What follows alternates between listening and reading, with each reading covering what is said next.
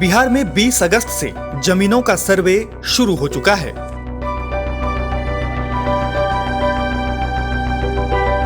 सरकारी अधिकारी करीब 45,000 गांवों में जमीन सर्वेक्षण का काम कर रहे हैं। इस सर्वे को लेकर लोगों के मन में कई सवाल और आशंकाएं हैं। लोगों की शंकाओं को दूर करने के लिए बिहार के राजस्व एवं भूमि सुधार मंत्री दिलीप जायसवाल ने कहा है कि सर्वे में किसी की भी जमीन नहीं छीनी जाएगी। उन्होंने कहा कि जमीन का सर्वे लोगों को राहत देने के लिए कराया जा रहा है, न कि उनसे जमीन छीनने के लिए।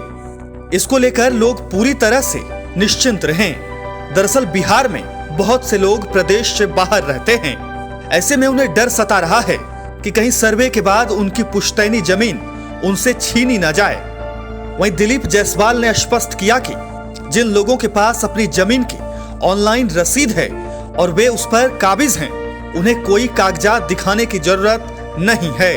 मंत्री ने कहा कि जब ऑनलाइन रसीद कट रहा है और जमीन पर आपका कब्जा है, तो राजस्व विभाग के कर्मचारी और सर्वे अमीन को सरकार ने निर्देश दिया है कि उनको किसी तरह का कोई कागजात मांगने की जरूरत नहीं है। उनकी जमीन का सीमांकन कर सर्वे में जो रिकॉर्ड है उसमें उनका नाम डाल दिया जाए। बता दें कि पैतृक जमीन के सर्वे के लिए वंशावली का रजिस्ट्रेशन जरूरी है। पंचनामा या आपसी सहमति से बनी वंशावली भी मान्य होगी।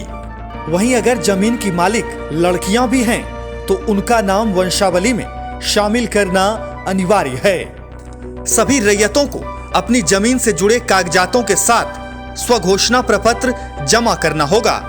बता दें कि रैयतों को प्रपत्र 2 और प्रपत्र 3(1) भरकर जमा करना अनिवार्य है। इन प्रपत्रों को ऑनलाइन या ऑफलाइन भरा जा सकता है। प्रपत्र 2 में रैयतों को अपनी जमीन का खाता, खसरा, रकबा और चारों तरफ की सीमाओं की जानकारी देनी होगी। प्रपत्र 3 में रैयतों को अपनी स्वघोषित वंशावली देनी होगी। जमीन मालिक द्वारा दिए गए दोनों प्रपत्रों की जानकारी के आधार पर सर्वेयर अमीन और सहायक बंदोबस्त पदाधिकारी जांच करेंगे। इसके बाद प्रपत्र 7 में गजट प्रकाशित किया जाएगा।